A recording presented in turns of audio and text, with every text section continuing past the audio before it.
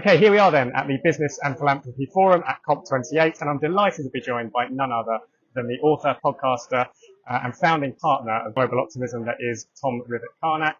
Tom, hello, nice to see you. Nice to see you. So tell us where we are and what we've been experiencing so far here today. So this has been the Business and Philanthropy Forum, which is on the sidelines of COP28. It's the second day of the high-level segment. It's been interesting because it's been a variety of different speakers in this venue, which is outside of the blue zone where the negotiations are taking place, to look at how we can really drive more implementation and action between philanthropy, business, governments and investors. Yeah, and I mean, I referred to you at the start, you're a podcaster, Outraging Optimism, a fantastic podcast in the climate space. What do you think optimism really looks like coming into this COP, particularly this year that we've had? You know, we look at the various polycrises that we're facing now as businesses and individuals. So what does kind of optimism look like coming into this COP?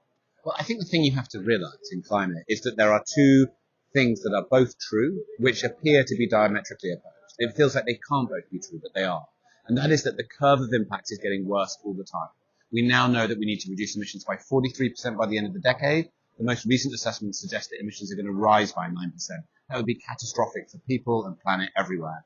So that is one side of the equation. The other side of the equation is what we're experiencing here. And that is that things take longer to change than you think they're going to, and then it changes faster than you could have possibly imagined. We're seeing costs for clean energy coming down. Wind and solar are now the cheapest form of new power in more than 150 countries around the world. We're seeing land being restored. We're seeing electric vehicles being deployed. And the 100,000 people who are here at COP28, most of them have nothing to do with the negotiations. They're all to do, hey Jesper, are all to do with implementing and taking action. Yeah, Jesper Brodan, we're going to be hearing from him later on, Chief Executive of IKEA. On that point, we've got the IKEA here, we've got a number of other huge businesses here. What does real kind of business leadership now look like coming out of this COP when it comes to climate action, sustainability generally? Is there any one or two particular areas you think businesses really need to be focusing in on as we move into 2024? Well, it's now all about implementation. So there was a time when it was all about commitments. Now it's all about what are you doing? How are you moving quickly? How are you actually taking the steps that are necessary to get us on track to that 43% reduction by 2030? That requires information, organization and investment. And what we're seeing here is actually, what's great about that is years ago we would say to companies and to countries, take action on climate, one day it will be cheaper. Now it is cheaper. Now it actually just makes good business sense. And that's something we should applaud, right? We're only going to deal with this issue if it's in people's own self-interest, national self-interest, corporate self-interest. We're there now, which means we can just get going with implementation. Just lastly then, we're only on kind of day 3 or day 2, depending on how you're looking at it here at COP. What's that kind of one or two things that you're really looking out for now for the remainder of this COP that will kind of keep you feeling optimistic as we move into 2024?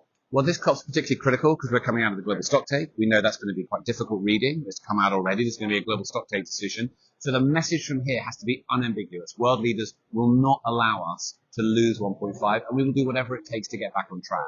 Now, that's going to look like a number of things. It's going to look like some shared commitments between countries and governments and corporations and others to triple renewables by 2030 and double energy efficiency. It includes a big commitment on food to actually deal with agricultural emissions inside national action plans. It's going to include some elements on methane, which are also going to be really important. But alongside those sectoral and partial commitments, there's going to be a negotiated outcome. And one of the interesting things there, given where this COP is are we for the first time going to see a strong signal that we're going to phase out fossil fuels? We've become close in previous years. My sense is that we've got a chance. It's not in the bag. If it is there, it will be qualified. It will be orderly, unabated, phasing out.